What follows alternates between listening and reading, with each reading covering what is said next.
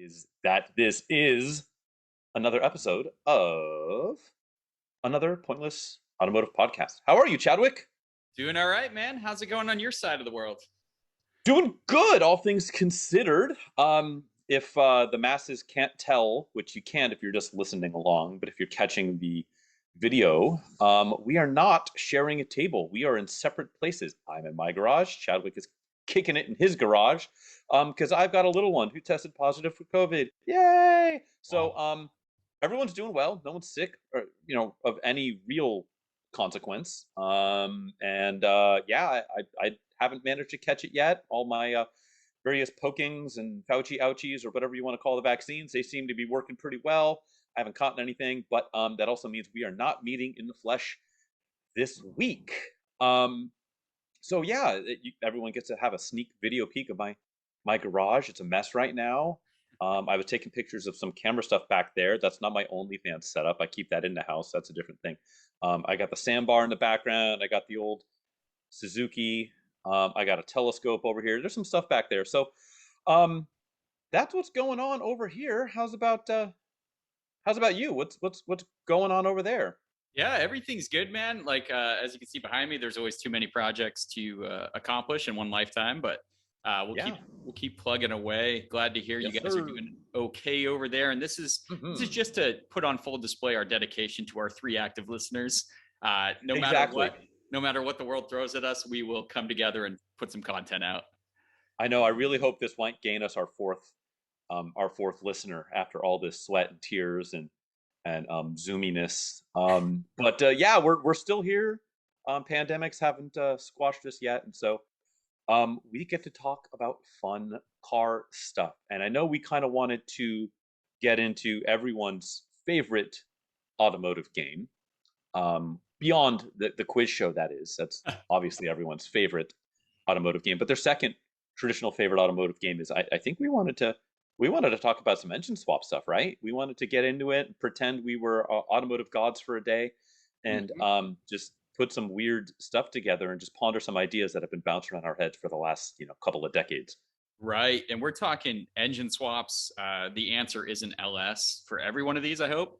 But we're No, talking we're talking engine swaps. We want to kind of go back and forth with a realistic engine swap, something we could see ourselves wanting to do if we didn't live maybe in one of the most oppressive engine swap restricted states. yes, big caveat there. This is a not passing smog issue situation. So we're going to throw that rule out the window. We're going to pretend that there is no smog man here in the great state of California. Yeah, this is in dedication to the hot smog guy we all know.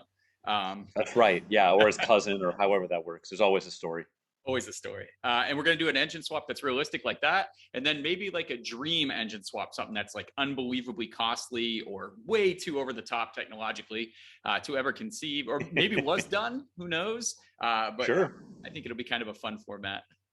Absolutely. Yeah, and I think we should just kind of bandy back and forth, and I've got some ones that are realistic.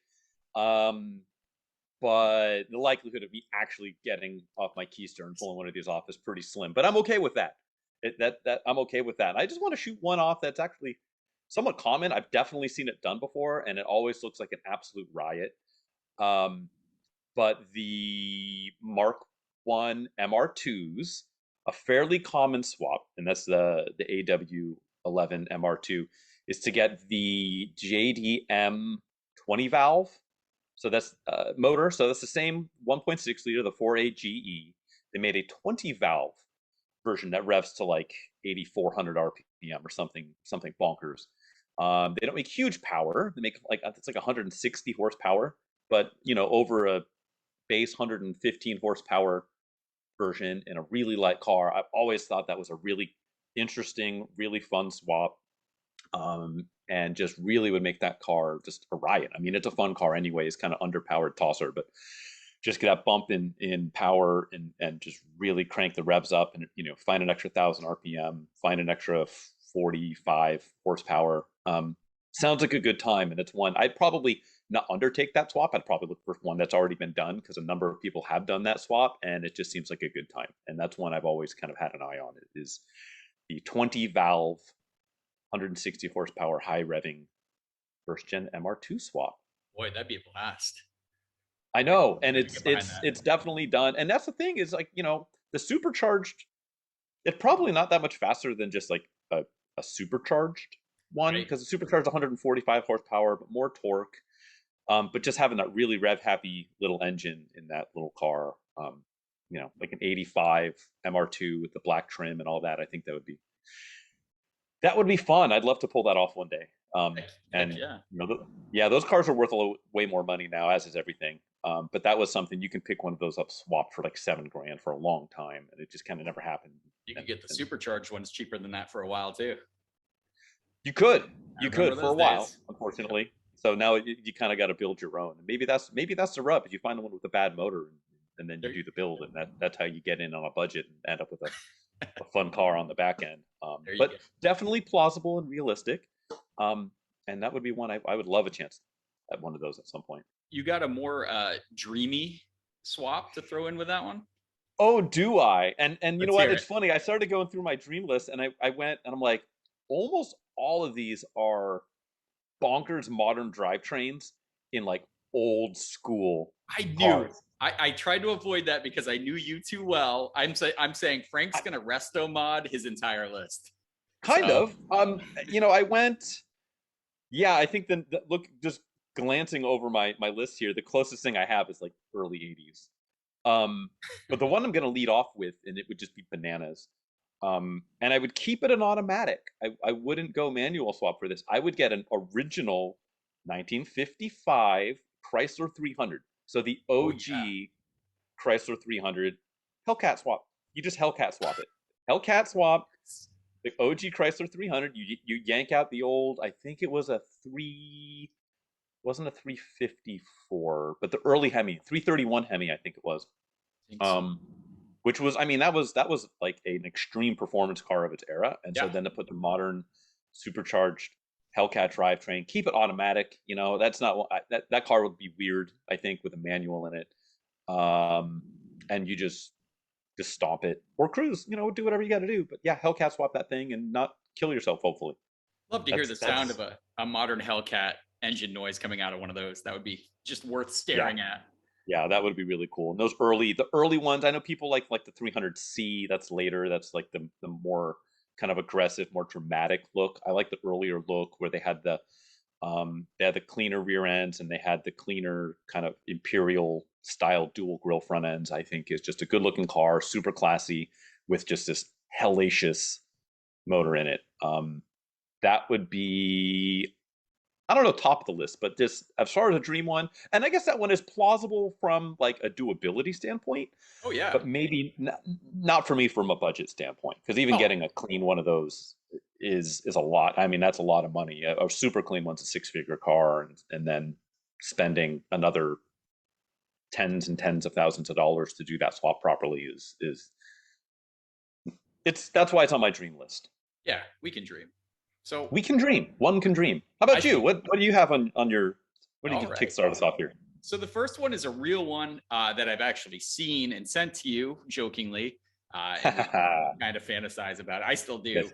Is taking a 4G6 3 turbo out of a DSM, Galant VR4, any one of those cars, and swapping into a Mitsubishi Expo which was an early mid 90s minivan that Mitsubishi made.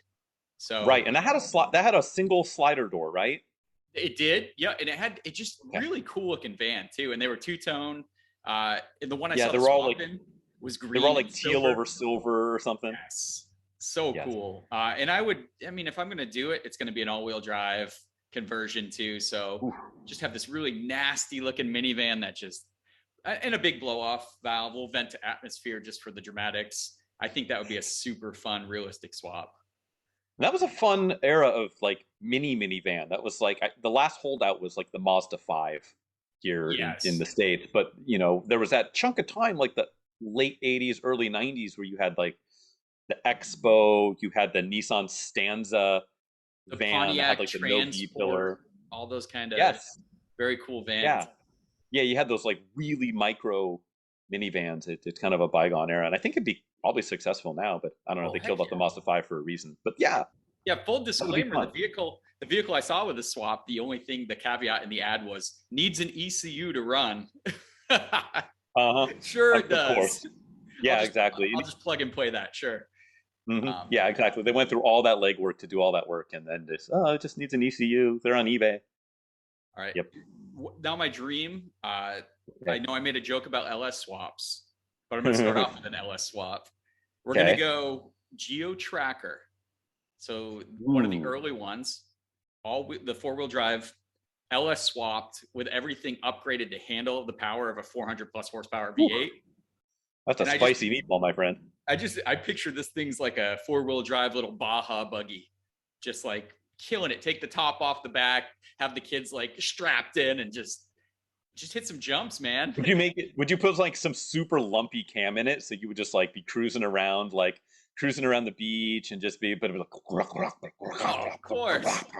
Yeah, header straight piped, and just I think that would be such a blast. Could you imagine something that little, like 2,000-pound 4-wheel drive vehicle with that? So I'd have to do maybe some post podcast homework, but I swear I saw somebody took a red one of those, and I think I saw it on Cars and Bids. They were auctioning off one where it was the Camaro 3.6 V6 swapped into one of those. But I think it was rear wheel drive only. Like they when they cobbled it together, they couldn't find a way to keep the 4x4 drivetrain alive and well. But I thought that was like kind of an oddball swap. And so taking that, you're turning that amp up to 11. I see. Yeah, it That's what you're wasn't. trying to do. I mean, that's cool, but that's not dreamy enough for me. No, no, it isn't. I mean, you got to keep the 4-wheel drive unless you're doing some weird like pre-runner build. But Yeah, no. yeah, no, We're that's going mudding with this LS swap tracker. we gonna get some mud on the tires. Kick it back to you. What do you got? I know you got some more realistic and dreamy swaps for me. I have one that's like it's realistic, but it's a little bit dreamy. I don't have the chutzpah to pull it off. I do believe there's a kit for the Porsche 944 to pull this off, but I don't think that's as interesting as would basically okay. Porsche 924 Turbo from the factory is basically, I mean, it's a Volkswagen chassis that was designed by Porsche, and then Volkswagen changed their mind. They didn't want it, so Porsche was like, "Fine, we're going to take it back." And so they took the design back, and they launched the next affordable sports car, which was the Porsche 924.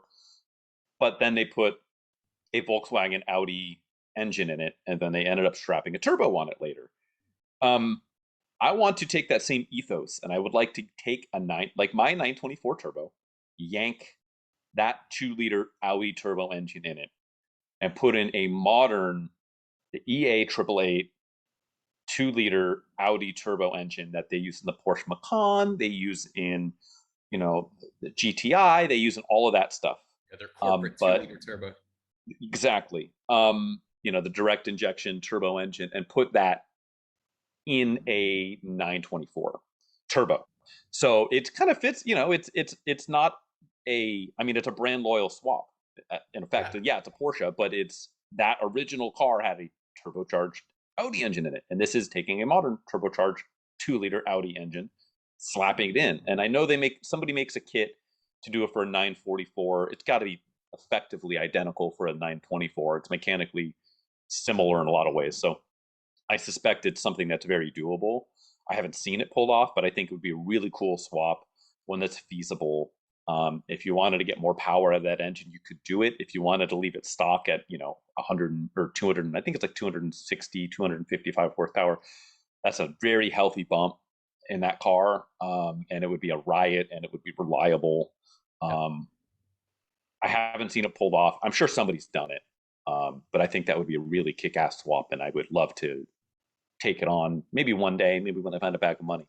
But it wouldn't be that expensive to do. It's not a Hellcat swapped and something else. So I would love to see that pulled off one day. I want to get really crazy with my next dream swap. Let's do it. Let's get there. Are you familiar with the Triumph GT6, my friend? Okay, it's basically a Spitfire with a small displacement. I think it's a 2-liter V6 or inline 6. Inline, yep. not the 2.5 that was in the TR6, but a 2-liter inline six, not a lot of power. It is basically a hard top fastback Spitfire. Well, you're going to remedy that power real quick, I'm sure. Yeah. Are you also familiar with the S54 motor inline six in the E46 M3? I mean, it could be on my list too, but yeah, pretty familiar. Yes, I would love to see that drivetrain swapped into a GT6. Now, a GT6 is tiny. It is a very, very small car. So I mean, it would be, not that an S54 is a catastrophically heavy engine, but it ain't light No, compared to what's coming out of here. And then trying to have a 6-speed that matches up to it. It's asking a lot. But it's a dream list, consarn it. I'm going to ask a lot of it. So I'm going to put that motor in that car, keep the inline six feel of the original car, but completely quadruple the horsepower and double the red line, and yeah, have it make terrible, crazy noises. That's what I would do. I like that. Put it on the list. Yeah, nice. British Racing Green, right? Of course. Okay, yes, British Racing Green. Maybe, I don't know, maybe hide the tricolor M stripes in it somewhere. But yeah, that's what I'm doing. That's on my dream list. How about you? What else you got going on? So realistically, this one, it has been done before, but it's something I've always wanted to get my hands on. I think it would be an amazing driving vehicle and good looking vehicle. And that's Sure. in all my swaps too. I'm a kind of a purist. I like to keep it in house. So if the engine has got to come from the general manufacturer. Sure. Like So, Geo in an LS. yeah, that's perfect. Similar. Yeah. Yeah, we'll get it. So Nissan or Datsun 240Z. Okay. The classic design there with an SR20 DET. Okay. Full resto mod. So suspension components to hang with that engine, a modern gearbox, you know, a limited slip diff, everything to make it handle like it should. And those are such light cars, such beautiful cars. And the SR20 is one of my favorite. I think it's like the Nissan 4G63 in the sense that it's like super tunable, super like high revs, all the fun stuff you want out of a sports car. So that's my realistic one. I think I would really enjoy that setup if it was done cleanly and done correctly. Sure. Yeah, especially if you've got that long hood. It's a shorter engine. You can sink it back closer to the firewall, keep it kind of like almost like a mid-front engine type setup. Yeah, and you just need a mild tune. Around 300 horsepower would be so fantastic in that chassis. Absolutely. That's a real one for me. I'd love to have. My dream. Now this is kind of cool. Taking an old Ford Ranger from the late 80s. So okay, so the boxy style. Yes, yeah, exactly. So getting a boxy Ford Ranger and swapping in the Taurus SHO V6. So here's the thing, though. History lesson, my friend. They they made a prototype. It was called the Show Ranger, and it looked. It was a Ranger. They shoehorned that engine in, big body kit, body cladding all over the entire truck, and they made one, and it was manual. So sort of like the Shogun Fiesta. Kind of like that, but in like a freaking truck, dude. So like, just it exists. I think it's in a museum or a private collector has it. But that'd be sweet. That's why I put it as a dream, because only one exists. But they actually made it. So I think like 220 horsepower and a 7,000 redline and a Ford Ranger with a manual. Things to consider. Would you consider that same swap in a Bronco too? Yeah. Oh, I think that engine can go in everything. I wish Ford would have made true. I wish Ford would have made it a mid-engine car to put it in like they were supposed to originally, but I know the Fiero killer. No, that's sweet. I like both of those. And in fact, I will just lead off with this next, and actually in order, it is my next one. Is I have a very similar yet wildly different swap than the one you just listed. So take that same Z car. Okay. 240, 260, or 280. It doesn't much matter. 240s are nice, but you know, those are pricey now. If you recall, in the early 80s, they made a diesel Maxima with based off the same block. So it was I believe it was the LD28. So it was the basically the same Z motor, the L series, but diesel version. And I always thought, and you can get a turbo. I believe there was also a turbo diesel version. And I thought it would, how cool of a daily driver would it be get a Z car, Oh boy. swap in a Maxima turbo diesel engine, keep a 4 or 5 speed manual behind it, might as well 5 speed. Yeah. Especially you're not winding out that diesel engine. I don't know what the red line is, 4,000 RPM maybe. Maybe. Um, Yeah. yeah, and then just have that be your like 38 mile a gallon classic diesel, all Nissan Datsun diesel Z car. That's like a classic commuter to just get around in and get good gas mileage and turn head. And you can still make it a handler. And if you want to get really crazy, I'm sure you can mod that engine out a little bit and probably get it close to factory horsepower, but with way more torque. And you can roll coal out I of was out just of your gonna Z say that. car. Right down the Just avenue. Yep. oh yeah, just run it on veggie oil and make it smell like French fries. The possibilities are endless. Um, but that's absolutely one that I would want to do. Is it would be way different. You know, instead of just pulling up to your cars and coffee in your Z car and popping the hood and it's like, ooh, it's got triple Webers and whatever. It's got the diesel baby. And it's all of it's very plausible. I would be stunned if somebody hasn't done it before. Hmm. It's got to be out there just because it's the same bolt pattern. You just bolt it up. Obviously, fueling system's a little different, A little a bit. little bit, but yeah, I think that would be.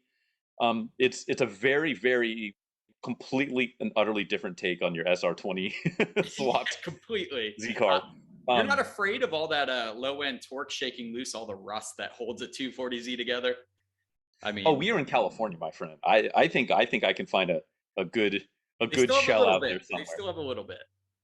Oh, sure. Yeah. And I mean, any 70s to 80s Japanese stuff is pretty rust prone, even here in sunny California. And then as far as a way bonkers one, I'm just going to go, it's plausible, but I'm going to go another classic Japanese car, a Honda S600 or Yes. 800, doesn't much matter because the motor's coming out. But they were not sold here in North America. I don't think. I don't know if Canada got them, but we didn't get them. Yeah. Um, Hayabusa swap. Yeah. Of course. Just a Hayabusa swap. You keep that. The factory motor is basically a motorcycle engine, anyways. Yeah, it And is. so, yeah, Hayabusa swap. You'd probably have to get kind of creative with keeping all the rest of the drivetrain alive because that was like a modified like chain driven swing axle type rear that would potentially blow up. So I don't know. I mean, it's not a super torquey motor, but compared to what was in Nerf stock, it Oh, is. And then it yeah, weighed you just nothing. rev that car to the moon, and It was you've such a got light a car. motorcycle. Yeah, you've got a motorcycle car. Heck yeah. Yeah, that's what I'm doing. That's What your else are you less doing?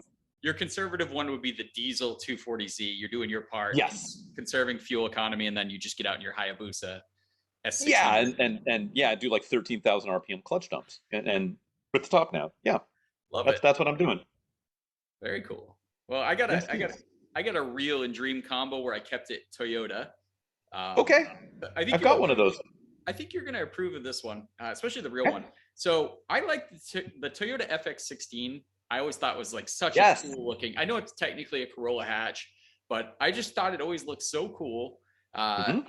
but it needed a power plant in there to really bring it alive. So Okay. in the resto mod fashion, I want to drop that 2ZZ engine in there, that Okay. 1.8 liter screamer. And Sure. I think with that 6-speed manual, a proper diff, and maybe some handling tweaks, you can turn like your old FX16, which is still like very cool looking, into an amazing hot hatch. Like revving Would you that thing to over 8,000 RPM. mhm. Oh, Would you consider a supercharger tossed on there for good measure? I mean, when you get bored, maybe. I just think Sure. it stays with the heart and soul of a hot hatch, having that high revving, Yeah. naturally aspirated 6-speed manual and a nice little light hatchback. Yeah, those are cool. You don't really see them. They didn't sell in huge numbers, but you especially don't see them now. And they were reliable. I know the transmissions were prone to like I think like a 5 gear pop out issue, but if you're putting that 6 speed in there, that goes away. Um, Fun, reliable. Yeah, nice boxy hatchback with a high revving 1.8 in there. I'd go for that. I am on board. What's your hyper unrealistic one? Toyota swap. We're gonna full bonkers this one, man. Two Uh, JZ the world. What are we doing? we're gonna get a first gen MR2. Okay. So we're with the boxy Guilty. Ferrari-esque Yeah, MR2. that's where I Uh, started on this list. I don't know how we're gonna do this. I think we're gonna have to stretch the frame a bit, but we're gonna drop the Lexus LFA V10 in it. Oh boy. Whew. So Yeah, that's gonna. this is like Hennessy did with the Elise when they made the Venom GT. I believe that was the Okay. one where they had to literally stretch the frame to Just drop the ground up engine. the whole. Yeah, just this. There's almost nothing left. Could you imagine Okay, I'm on that board. sound coming out of a first gen MR2? I mean, I don't want to say inarguably, but almost inarguably the greatest exhaust note in the history of Oh, motor vehicles. I mean, just it's absolute F1 monster. yeah. And I might have that drivetrain on my list here, Oh boy. maybe. Wouldn't be on the Hard, realistic side, I'll tell you that much. hard to stay away from that one, but yeah, that would be insane. I think. Oh, that would be obscene. It would be the ultimate SEMA build. That's what that would be. You watch the frame twist on every launch. Well, I do have I do have. I'm gonna go. Let's just double dip on Toyotas. Let's make this Toyota centric here for a minute. One that I've always. So you know me and my very long Celica Supra history. Um, a lot of people would do the back in the day when I was actually following that scene. A fairly common swap would be to ditch the NA 160 horsepower 5 MGE motor. That's the 2.8, and toss in the Mark III turbo engine, which is the 7M GTE, which That's right. head gasket failures aside was a pretty good motor. Very special. And then people crank it up to whatever it is, 400 450 horsepower on the regular, and those cars were a lot lighter. The Mark IIs were a lot lighter than a Mark III. They were like 800 to 900 pounds lighter, Right. and so it was a popular build. And then the 2JZ came out, and then that's kind of like the hot ticket. It's like, oh, 2JZ, swap one of those. Yep. I always thought that car would be better suited for the 2JZ GE, so a non-turbo application, 220, 225 horsepower stock. You can mod that up a little bit to about 250. And I think in that car, relatively low spec, you're looking at about 3,000 pounds. Okay. That would be a lot of fun. I mean, it would be fun. It would be stone reliable. And it would be different. It wouldn't be this like huge turbo 600 horsepower 2JZ turbo monster. It would be a much more streetable car. You can have fun with it in corners and take it out for a drive, and it would be great, and it would be reliable, and it would be a little bit different. And I think that would be one I would love to take on at one point. Pretty easy. And it's a swap that's been done. Yeah, you could source that engine. I mean, it came in like the SC300s, the IS300. It's like so many places. Yeah, GS300. It was in a ton of stuff. So you don't have to like rely on spending big dollars. In fact, you could probably find somebody who took a well-maintained car, pulled that motor out to put in, the turbocharged version of that, or do something else. And you can get a good one of those motors for $500-600. I'm sure it would not be a huge undertaking. So that's definitely in the land of reliable and reasonable, and actually something that is doable. In the world of things that are probably not doable, back to the dreamland, I'm going to take that same LFA drivetrain you were just talking about. Yes, sir. And I would like to see that, and it's going to be blasphemy on a whole bunch of different levels. Oh boy. I want to take the James Bond DB5, the Aston Martin DB5, with that engine and transmission in it. And it's complete sacrilege, and it's completely, probably almost undoable for a number of different reasons. But we're shooting the moon here, and I just imagine seeing one of those, and then somebody just like ripping through the gears, and it sounds like an LFA, and unbelievable, complete heresy and complete nonsense.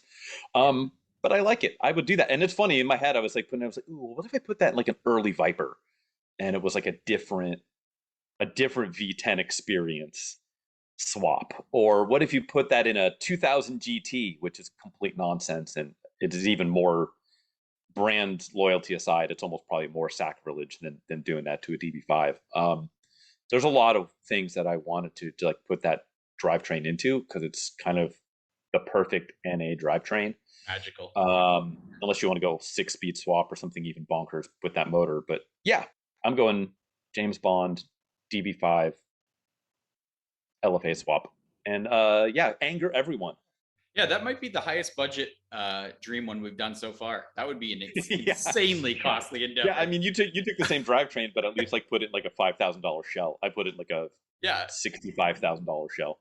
sweet. So yeah, I got another one. We're gonna go to the land of Honda real quick for something realistic. Oh boy, Honda engine swaps. That's something new, right? So Civic Type R engine and turbo out of the new one, so the 300 plus turbocharged option, and just drop it in an old first gen CRX. Yeah, why not?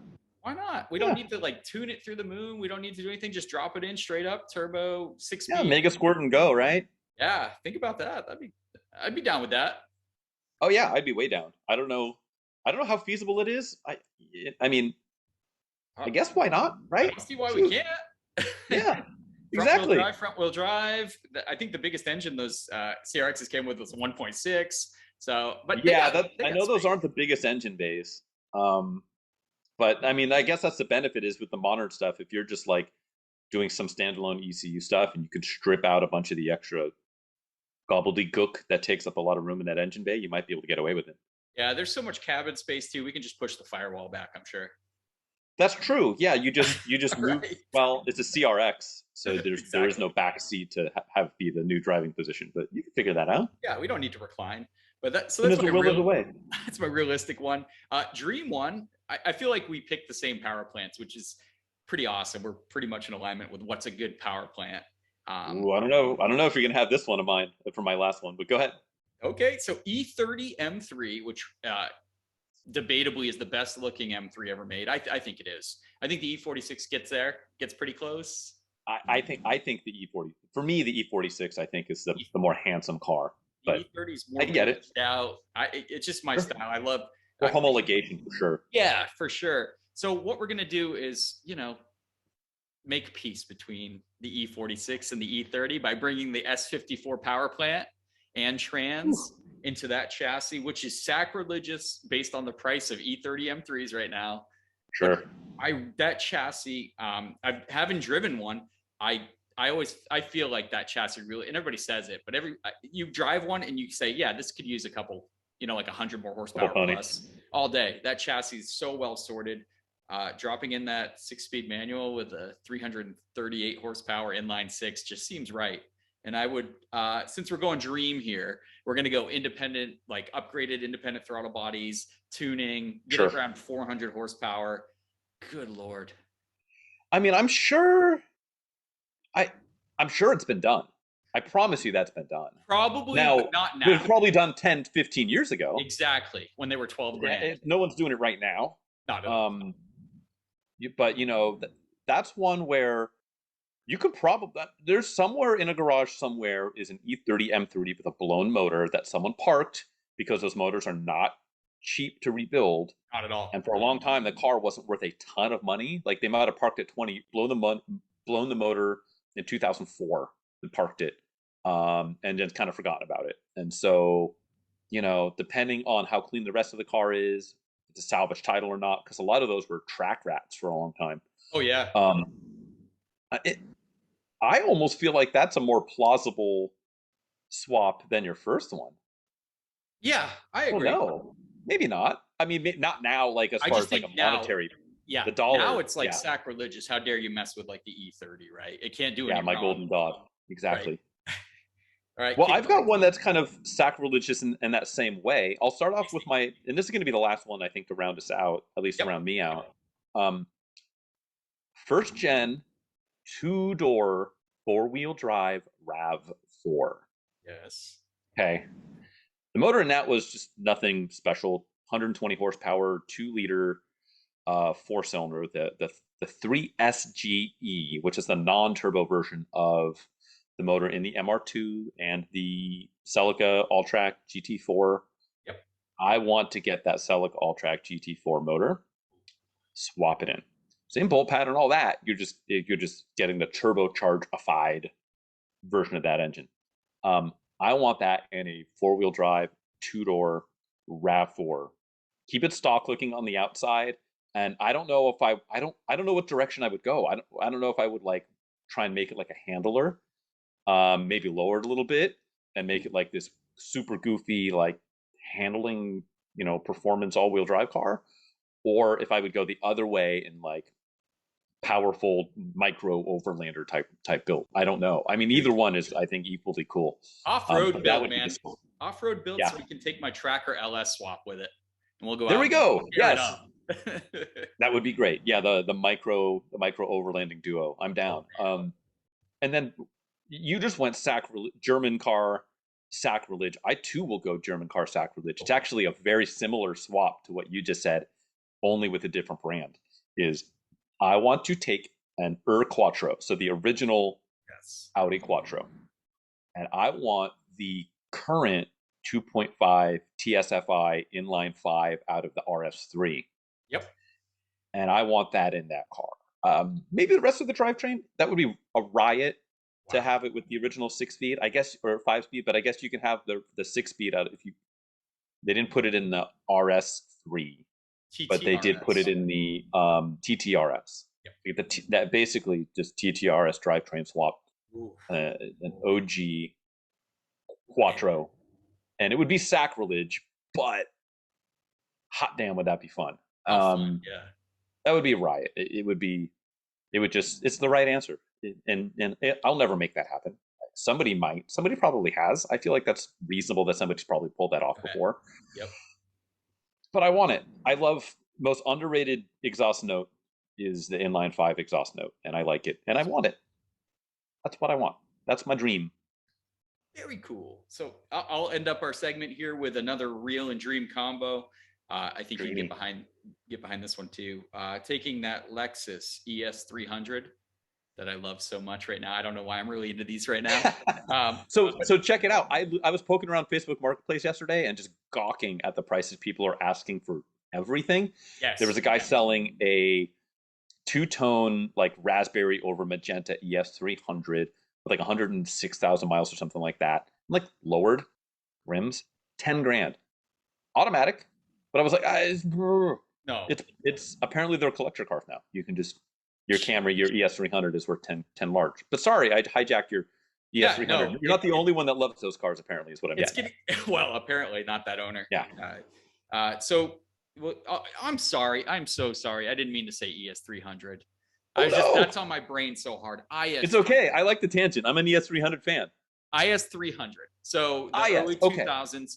I find that to be like a timeless kind of design. It's like the perfect size sedan. And they're really good looking, but they came with, a non-turbo version of the 2JZ. That's the one I'm putting in my Mark II Supra. Yeah. So we kind of need to put a 2JZ turbo setup in there. Sure. I think that goes without saying. I think it's been done for sure. It's a fairly common swap. Yeah, and the reason I'd want one, and like I said, this is realistic, is just I find that car to be very gorgeous. It doesn't grab too much attention, but when you get a tuned 2JZ in there, you can really put some power down. It's already rear-wheel drive. You're gonna have to fortify everything, I'm sure. But I just think that's a great combo, nice and clean. So we won't hang on that too much because that is a realistic one. But it's just something I would personally love to have something like that. For sure. Yeah, it didn't make my list, but it could have. Yeah, for sure. And I don't think that takes away the value. I think if you find a clean one and you live in a state that you can have that kind of swap, I think that's an interesting upgrade. So dream car. We're going back with the Escort Kazi, so the old Escort Cosworth. Okay. You know what it needs? It needs something else from Ford. It doesn't need a turbo anymore. That's so passe. We're going to put the GT350 engine in there with the flat plane crank V8, high rev, high horsepower output, and a screaming lightweight rally hatchback. And I think that's brilliant. I like it. I think that's that would be absolutely bananas. with all-wheel drive still intact with that V8. Yeah, it's God bless whoever is able to pull that build off. How brilliant! Yeah, hot damn. Because what does that car weigh? What's an Escort Kazi weigh? I don't know what the race 1,800 pounds. Race stripped and race prepped, probably about that. Yeah, I mean it's not a heavy hitter, so that would be that engine revving out as high as it does, and that sound. Oof. Yeah, That'd be some SEMA build somewhere. That yeah, I'm on board. That's what I Let's got, do man. it. Let's do Let's all do it. this. Well, yeah. Well, once we get to let's do that. Let's make a pledge to our audience. When we get 10 million concurrent listeners, we'll make that build. We'll pull it off. Yeah, We'll we'll make make the it happen. impossible possible. Yeah, and let us know in the comments, whatever medium you're viewing us through. If you have a swap that you've done or something you're dreaming about doing, let us know. We're always like, especially Yeah. if it's something we didn't mention, I'd love to hear like some new ideas. Track us down on the gram if you're gonna do like an STI swap of my sandbar band back behind me, or something to that effect. So, that would be swell. And a lot of those were older cars, and putting newer drivetrains in older cars. And I think there is. I mean, I guess that's one way to make a daily driver out of an older vehicle.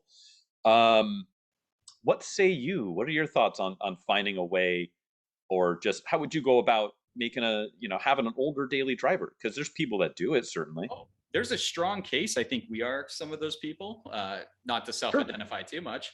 Right. But I think there's really strong both like price-wise cases for keeping an older daily on the road versus opting out and going buying something new off the lot. So yeah, we're going to kind of explore that because it is a viable option, with things like smog, safety checks, emissions, and other things that they really crack down on older vehicles with. Right. It's more of a challenge for sure. I will say that, like, you are replacing your car payment with a possible repair bill. Yeah, but I think that's a healthy way to look at it. I think so What too. what's the cost benefit? There's certainly, I think a style benefit for Yes. rocking a truly more classic daily driver. Maybe not like an '05 CRV, but something that's an older, more classic daily driver. I'm not talking 50s, but '80s, '90s car as a daily driver, or what have you. And there's a lot of good examples out there.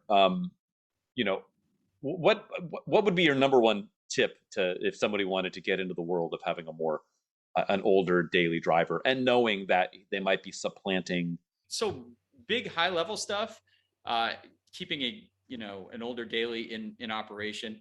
Cost Mhm. wise, I think it's a good thing for, especially for newer drivers or younger drivers, is insurance tends to be incredibly cheaper Yeah. for an older vehicle to insure. So you're basically uh, you know lowering your insurance probably by half, if not, like, depending on how old you go. If you get like an early 90s ES300 versus like Yes. anything new, you're probably got half the insurance payment.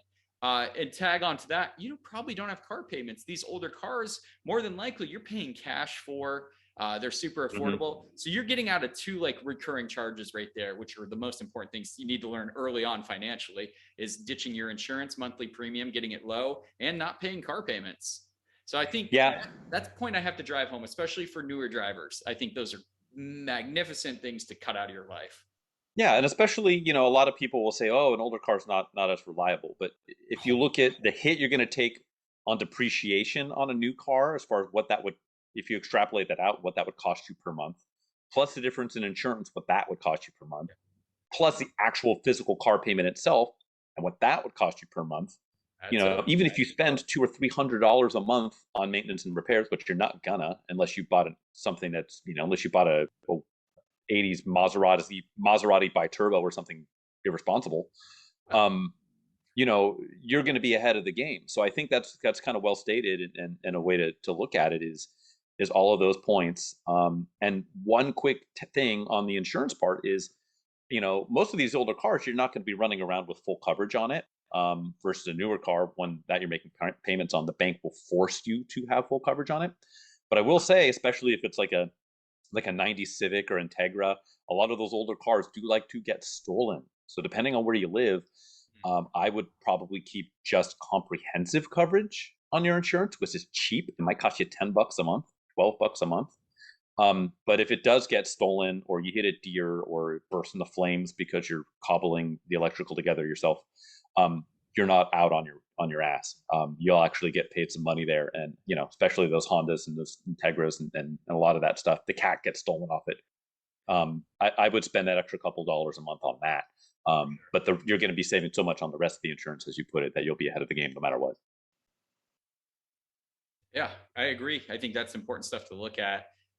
Something else too, kind of in a separate area, is mileage. So a lot Mm-hmm. of people, the big thing is they get hooked up on mileage, right? Oh, your car only has this many miles, or your car has 200 and something thousand miles. And mileage is honestly, at the end of the day, just a number, a historically important one, but Sure.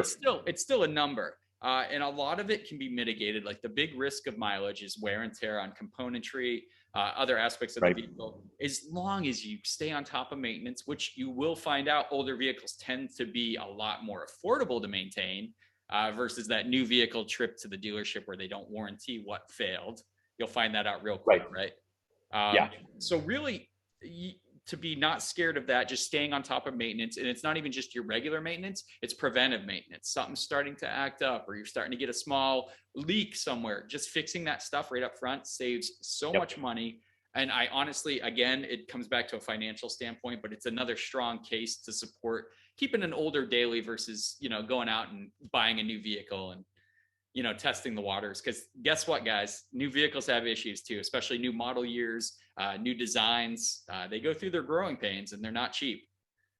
Yeah, absolutely. And to that point with the whole mileage thing, I would absolutely, if you don't have the older car yet and you're looking to purchase one, I would much, much, much rather have a car that has higher mileage but has seen consistent use and consistent care and maintenance than one with significantly lower miles that has spent a lot of time sitting, or has had a lot of deferred maintenance, or hasn't just been consistently maintained. That higher mileage car that's been consistently cared for and consistently driven is going to be a far more reliable car and probably cheaper car to purchase than one with way low miles that has sat for decades at a time or hasn't seen consistent use and consistent care.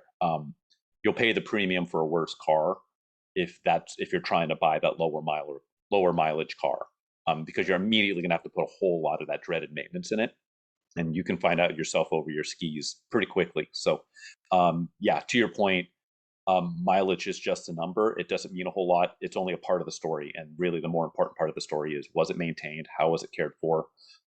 Is it something that's actually able to be maintained? Is it a more common car, or is it something that parts are unobtainable? And then you're going to try and daily driver that. So, yeah, I very much agree to all that. It's consistency in use and in care, and then continuing to keep that up after you purchase it. Whether you do it yourself or you have a shop that knows how to do it. Either one, just stay on top of it. It's extremely rare to find a good reason why a car sat. You'll get all kinds of funny stuff. You'll hear stories. Trust me. But 9 times out of 10, if not more than that, the car sat for a mechanical issue or some other issue, and you'll find that out once you start to pump cash to try to reinvigorate that car. You'll find that out Right. quick. So yeah, go for the high mileage ones. And also for a daily, we are talking about like cars that you should daily. We're not talking about trying to get that 300,000 mile Fiero back on the road to drive 200 miles every day. We're talking about more like the more commonplace stuff. Sure. Yep. Another thing I would say that is too, like if you don't yet have the car, the older daily driver, is find one that actually works for your needs and your region, right? Like if you're gonna, you want to go, say the E30 sedan behind you, that would be a absolutely killer daily driver here in the Bay Area. It's a good size, it's got 4 doors, it's practical. But if you are in, some up in Tahoe where it snows constantly, it might be a harder sell. You could get away with it. Put good snow tires on it and you can survive, but it might not be nearly as ideal as, say, an older 2-door Yukon or something.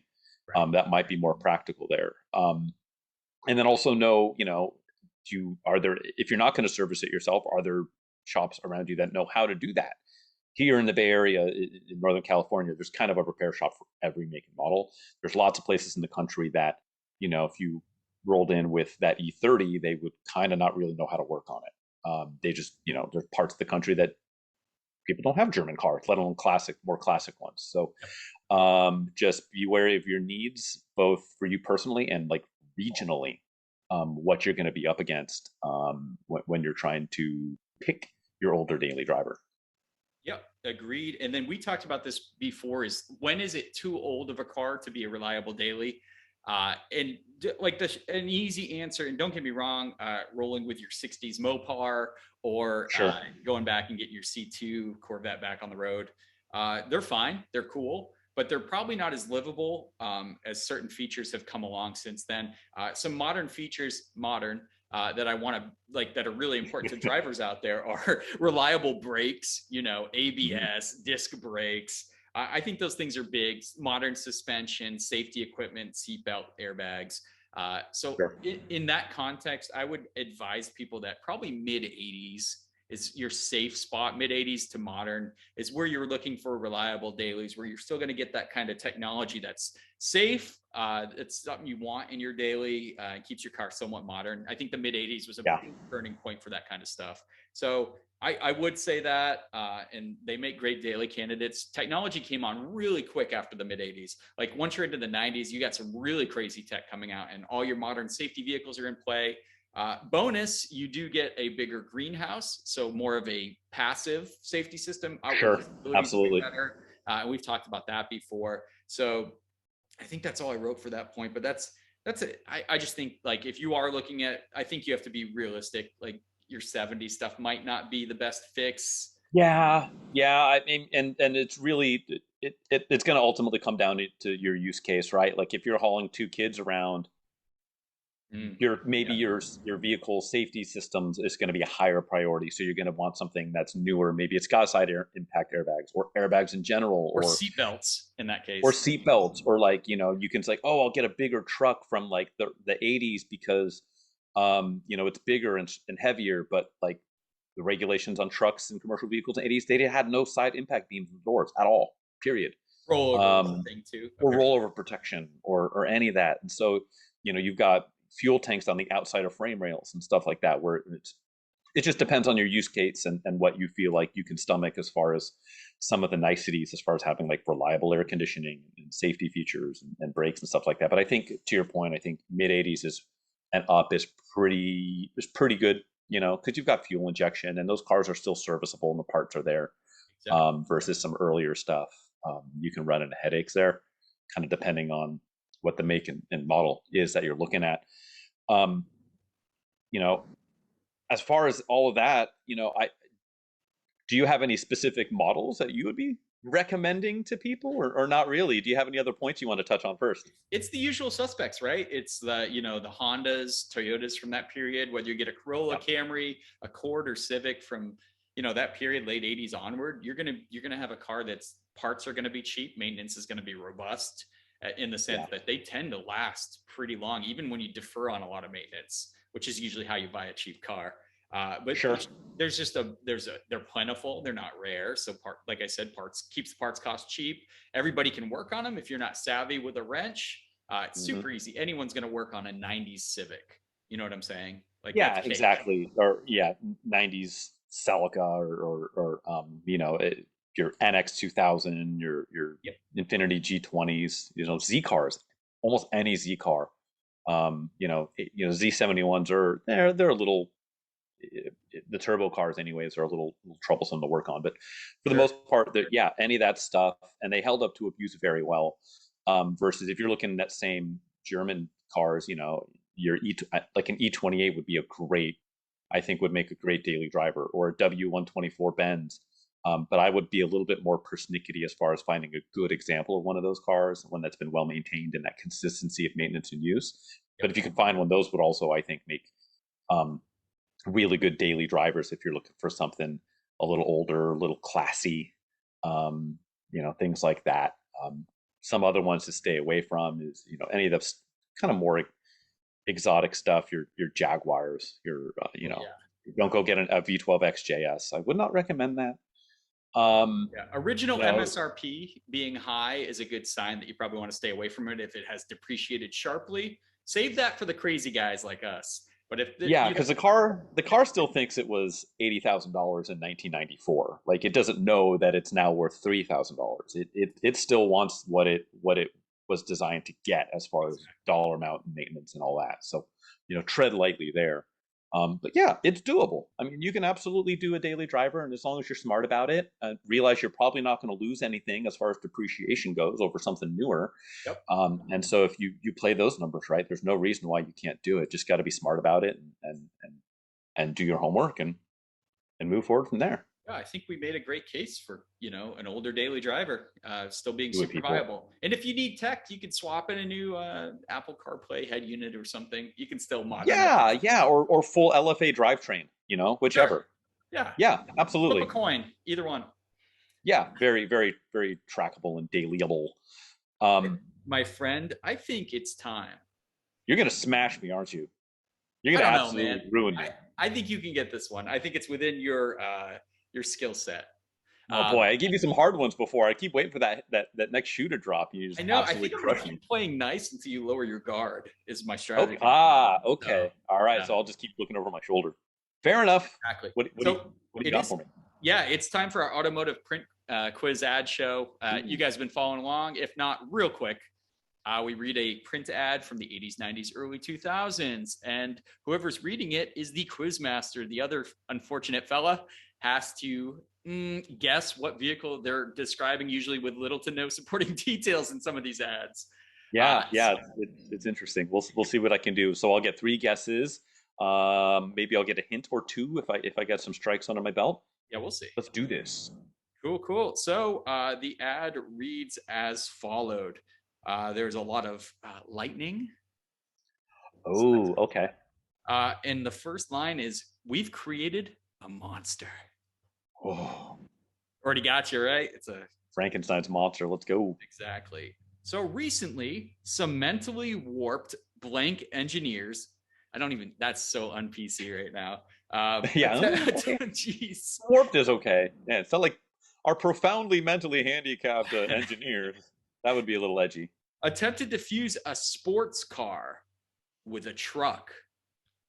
Oh. Their daring experiment resulted in an entirely new breed of vehicle, the blank, part beauty, part beast. Oh boy. Blanks available with up to 50% more horsepower than blank. And I'll save that second blank because it's a comparison. That okay. Yeah. That would cross one off the list. So, and since its suspension is derived from the race-proven system we use on our 4x4 trucks, blank handles both pavement and tortuous off-road terrains with equal proficiency. Ooh.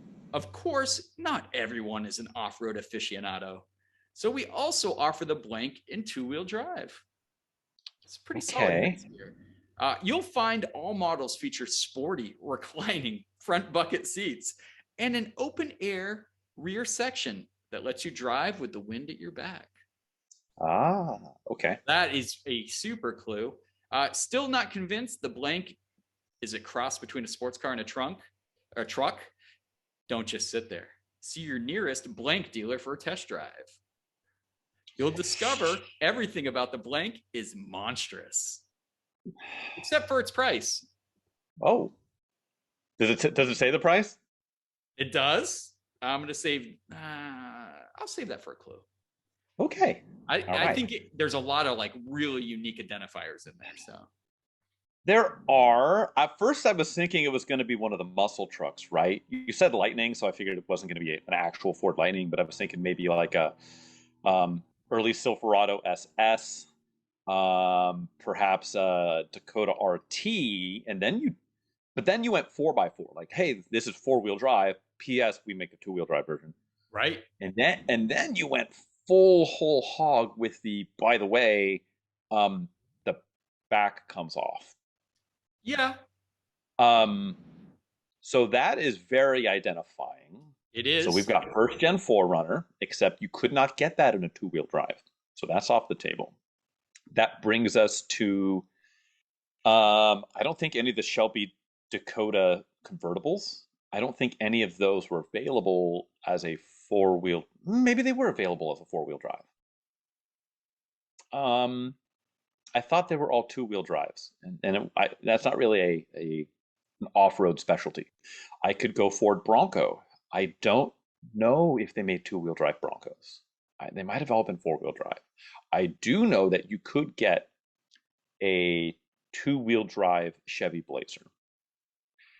Um, and I don't know if you can get 50% more horsepower than the competitor. I guess they could have picked any. They could have said 4Runner, and then Exactly. that yeah that truck made no power. So I'm going to have my first guess be the apparently monstrous Chevy Blazer, and this would be I'm going to pick a year-ish. I'm going to say 1988 Chevrolet Blazer. Okay, that is a monstrous vehicle. You are talking about the you're not talking about the S10 Blazer, are you? You're talking about the big boy. No, the full size Chevy Blazer, removable fiberglass uh, top, which I don't remember what year they killed that off, but yeah, that's what I'm going for. Chevy Blazer is a fantastic guess, but is not the However, vehicle or the monster we're talking about today. okay, I have a, I mean, I could, I'll take a clue. the competitor would be a huge clue. Oh boy, you want to save that for the if I strike out again? Save that for a later clue. I think we might, but what are you looking for? What can I do to clear your crystal ball? Make the image a little clearer. Boy, I'm trying to think of one that would not give it away. I mean, import or domestic? I feel like it's domestic, but I don't know. That's a pretty big clue too. How about I do give you the competitor? Okay, You ready for that? sure. Yeah. Blank, available with up to 50% more horsepower than Geo Tracker. Oh. I mean, that was pretty easy because the Geo Tracker had no horsepower. But still, that's true. To identify it in an ad, I'm not going to lead you anymore. Two-wheel drive, four-wheel drive. Ooh boy. Certainly, I mean, Samurai has no power. It's going in the wrong direction. 50% more than Geo Tracker. Up to. Up. True. That's some phrasing. Up to. Monstrous. I'm trying to think if this is like there's some punnage going on in here. Every ad from this period. Sure. I don't think you're gonna come with Daihatsu Rocky. Although it's plausible. Can we four-wheel drive, two-wheel drive? I'm just gonna shoot from the hip. First gen Kia Sportage. Oh, that's a good guess. I It's know kind of off the grid, but you're hooked on those. Those had a removable rear section too, right? yeah, two-wheel drive. You can get that with a removable rear section. I have another guess after this, but I think it might be that it just popped in my brain. But the Sportage either came as two-wheel drive or all-wheel drive, so it never had like a selectable four-wheel. I think it did have a true low range. Did it? I think so. It is not Kia Sportage, my friend. Strike two. I mean, these vehicles would all play nicely together, I'm sure. Would you call them amigos? Oh, like friends?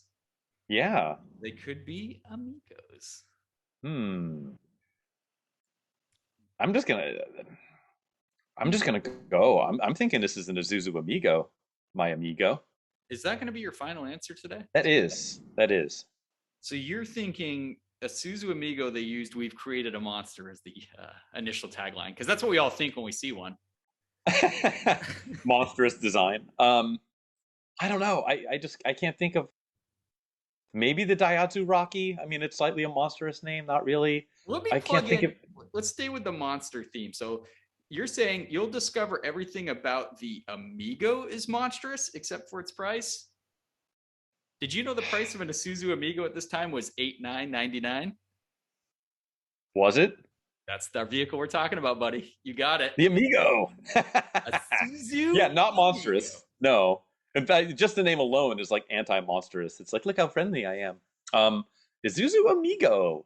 Yeah, I felt like the putting the competition out there, because obviously if we're talking about Blazers or Broncos, they're not going to say a geo tracker for competitor like Yeah, sake, no, right? Because exactly. that's Yeah, this when you overkill. said tracker, it completely changed the direction I was going in because um yeah, I was going to the more traditional lineup of those vehicles. But yeah, the Isuzu Amiga, does it say what the horsepower is? It No, it does doesn't, huh? not. I don't even know if you can see. There's the lightning at the top. Uh, Oh, I'll put a good. thunderstruck. Oh, is one of them hitting an impulse? Is that what I can? Is the lightning It or is is. hitting like a? I think It's it's hitting all a something. Isuzu. That's the pup. I think right. The Isuzu pickup. The P up, the pup. P up.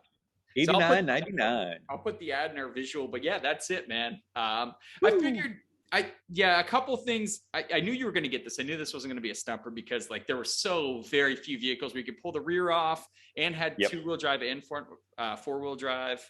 So I'm Yeah, glad that we was it got because here. that eliminated Forerunner. That eliminated. Could you get a two-wheel drive full-size Bronco? I don't think you could. I don't know. I Bronco don't think 2 you could. maybe.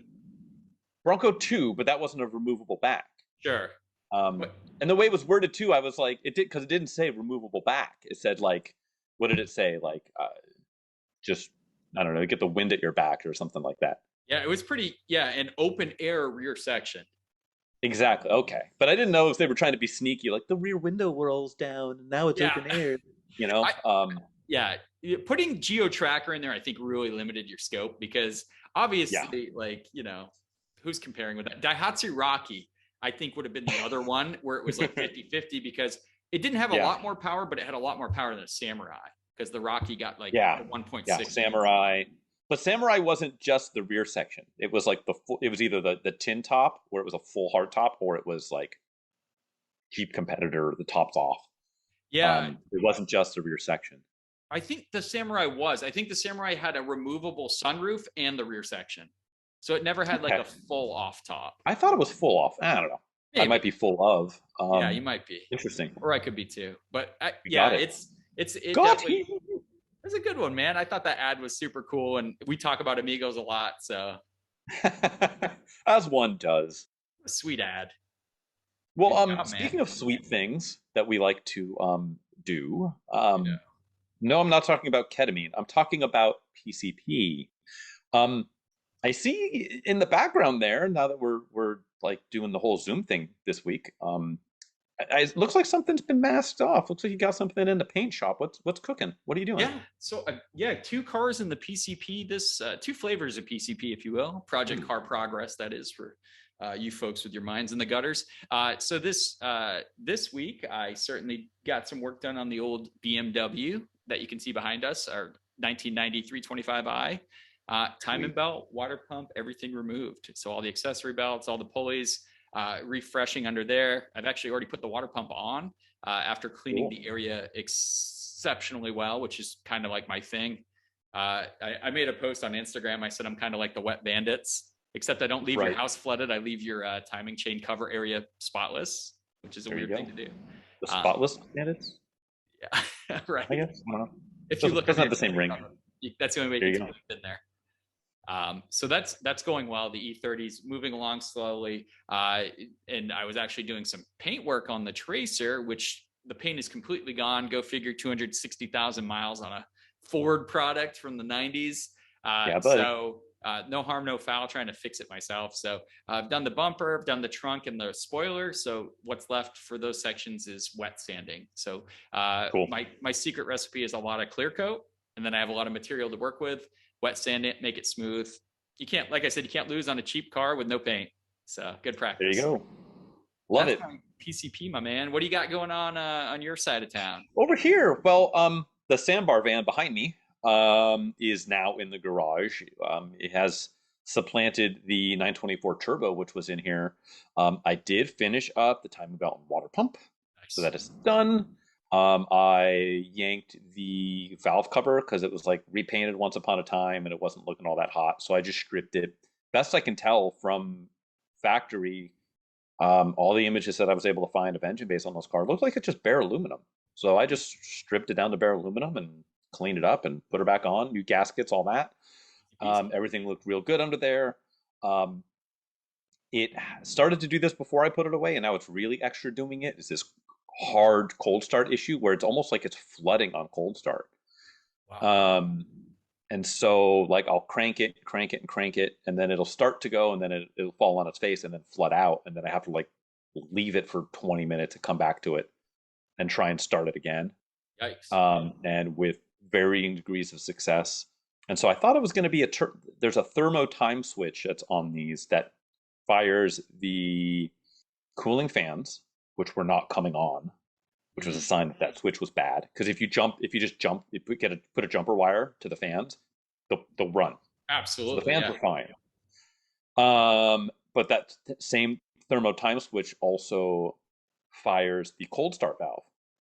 Hmm. So I was like, well, that makes a lot of sense. If that switch is bad and it's just saying it's ice cold all the time, like crazy cold, maybe it's firing the cold start valve all the time, flooding it, and that's also why the fans aren't coming on. Cool, it's got to be it.